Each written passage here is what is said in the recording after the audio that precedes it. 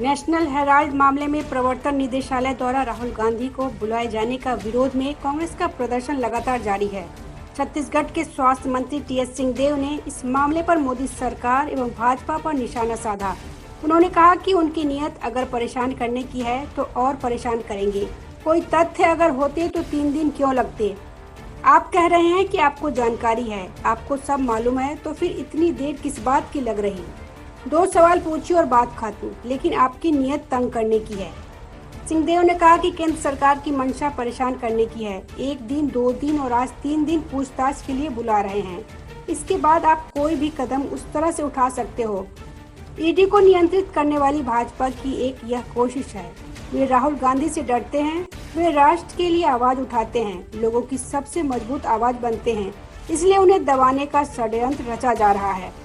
सिंहदेव ने कहा कि अनअकाउंटेड फॉर मनी को किसी माध्यम से अकाउंट में ला रहे हो तो वह मनी लॉन्ड्रिंग हो गई। किसी हिडन सोर्स से आप पैसा किसी कंपनी में ला रहे हो तो वह मनी लॉन्ड्रिंग होगी। कांग्रेस पार्टी का पैसा लोन में दिया हुआ है। पारदर्शी तरीके से 90 करोड़ की बात हो रही है, इसमें लॉन्ड्रिंग कहाँ हुई। टीएस सिंहदेव ने कहा कि 1937 में बनी एक कंपनी जो कि राष्ट्रवाद की बातों को उठाकर आजादी के संघर्ष में आवाज बुलंद करती रही, जिसे फंड देने की आवश्यकता महसूस हुई। उस कंपनी में लोगों को तनख्वाह मिल रही है, बिजली बिल नहीं पटा पा रहे हैं, बाकी उनके उधार अधिक हो गए। वैसी एक ऐतिहासिक संस्था को पार्टी ने फंड देकर सपोर्ट किया, इसमें मनी लॉन्ड्रिंग की बात कहाँ हुई। उन्होंने कहा कि राहुल गांधी को जबरन परेशान किया जा रहा है। आज देश के सामने भविष्य के लिए एक विकल्प के रूप में राहुल गांधी है।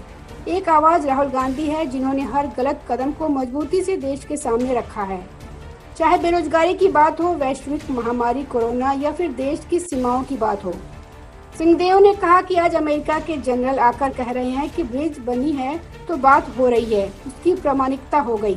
राहुल गांधी ने 2 साल पहले इस बात को कहा था तो राष्ट्रवाद के दायरे में उनके बयान को तौला जा रहा था। उन्होंने कहा कि भाजपा देश की सुरक्षा के मुद्दों पर पार्लियामेंट में क्यों बात नहीं कर सकते, यह तथ्य संसद में क्यों नहीं रख सकते। सच्चाई से मोदी सरकार भाग रही है। एक विदेश के जनरल को बोलना पड़ेगा। ऐसी स्थितियों को उजागर करने का हौसला कौन रख रहा है? राहुल गांधी, इसलिए उनकी आवाज को केंद्र सरकार द्वारा दबाने का प्रयास किया जा रहा है। Bureau report, public news.